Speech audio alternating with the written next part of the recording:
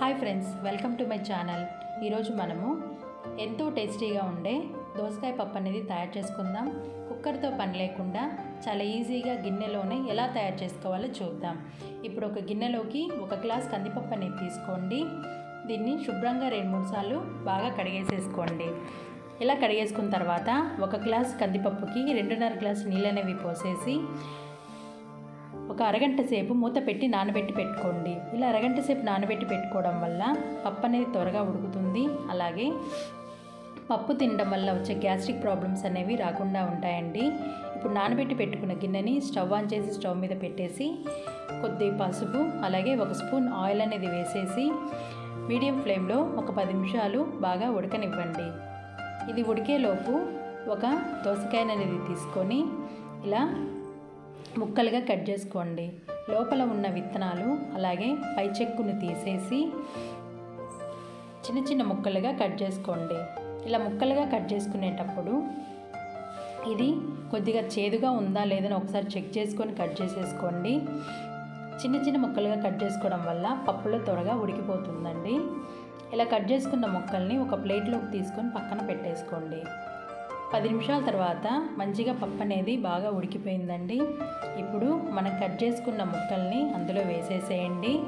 అలాగే ఒక 6 పచ్చిమిరపకాయల్ని ఇలా ముక్కలుగా కట్ చేసుకొని వేసుకోండి. వేసుకొని ఒక 5 నిమిషాలు బాగా ఉడకనివ్వండి. ఒక 5 నిమిషాల తర్వాత ఇప్పుడు కొద్దిగా చింతపండు అలాగే 2 పెద్ద సైజు టమోటాలు ముక్కలుగా కట్ చేసుకొని వేసుకోండి. అలాగే ఒక 1/2 టీ స్పూన్ కారం అనేది వేసేసి ఒకసారి మంచిగా కలిపేసేసుకోండి.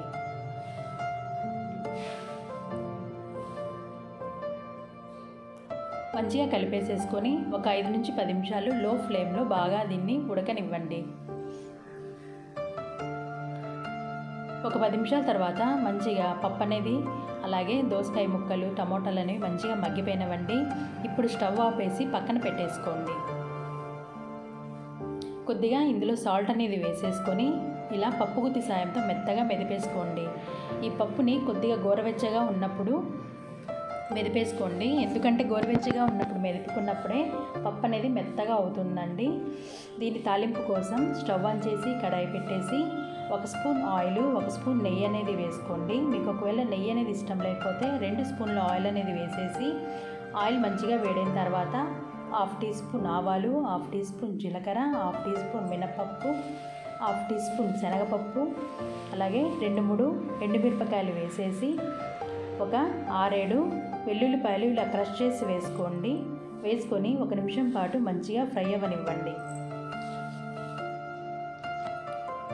ఇవి కొద్దిగా ఫ్రై అయిపోయిన తర్వాత ఇప్పుడు కొద్దిగా కరివేపాకు అలాగే ఉల్లిపాయ ముక్కలు కొద్దిగా కొత్తిమీర అనేది వేసేసి మంచిగా ఒకసారి బాగా కలిపేసేసుకోండి. ఇప్పుడు కొద్దిగా ఇలా ముక్కలుగా చేసుకున్న ధనియాలనే వేయండి. టేస్ట్ చాలా బాగుంటుంది.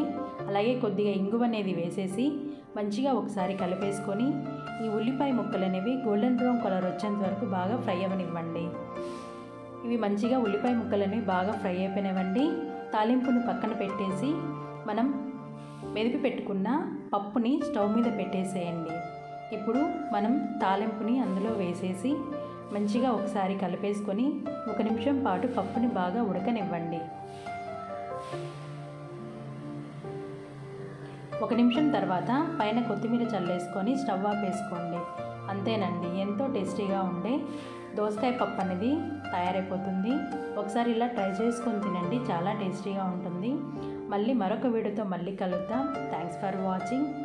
Please like, share, subscribe my channel.